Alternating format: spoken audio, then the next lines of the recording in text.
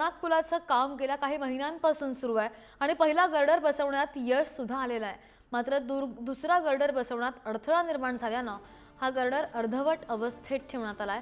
याचा परिणाम मात्र रेल्वे सेवेवर झालेला आहे आणि या सर्वांचा नाहक त्रास प्रवाशांना सहन करावा लागतोय।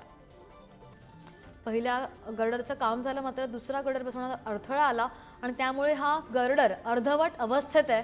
प्रवाशांना बराच त्रास सहन करावा लागतोय। मस्जिद रेल्वे स्थानकापासून अगदी काही अंतरावर असलेल्या कर्णाक पुलाचं काम हे गेल्या काही महिन्यांपासून सुरू आहे। पहिला गर्डर यशस्वी झाला, मात्र आता दुसरा गर्डर बसविण्याचं काम पालिकेने हाती घेतलं होतं। मात्र आता या कामात खोळंबा झालेला पाहायला मिळतोय। हा जो पूल आहे तो अर्धवट अवस्थेत, जो गर्डर आहे तो बसविण्यात आलेला या पुलावर पाहायला मिळतोय आणि त्याचाच थेट परिणाम हा रेल्वे प्रशासनावर देखील झालेला पाहायला मिळाला। सध्या तुम्ही पाहू शकता, हा जो कर्णाक पूल आहे त्याचं काम चालू आहे। गर्डर लॉन्चिंगचं काम हाती घेण्यात आलं होतं, मात्र तब्बल 5 तास उशिराने हे काम संपलेलं आहे आणि याचा फटका हा मध्य रेल्वेला बसलेला आहे।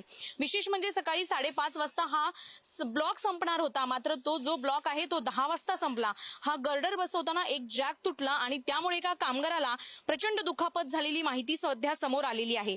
परिणामी मध्य रेल्वेचा लोकल सेवा जी आहे ती भायखळा, दादर आणि कुर्ला स्थानकात थांबविण्यात आली आणि याचाच मोठा फटका आज प्रवाशांना बसलेला पाहायला मिळाला। 5 तासानंतर लोकल वाहतूक सीएसटी पर्यंत सुरू करण्यात आलेली आहे, मात्र गर्डरचं जे अर्धवट काम असल्याने बीएमसी आणि मध्य रेल्वेकडून एका क्रेनद्वारे गर्डर सुरक्षित ठेवण्यात आलेला आहे। इथे भीतीचं वातावरण सध्या पसरलेलं पाहायला मिळते। मात्र आता हा गर्डर किती दिवसामध्ये बसविण्यात येतोय हे पाहणं देखील तितकंच महत्त्वाचं ठरणार आहे। कॅमेरामॅन श्रीकांत खरातसह शिल्पा नरवडे, पुढारी, मुंबई।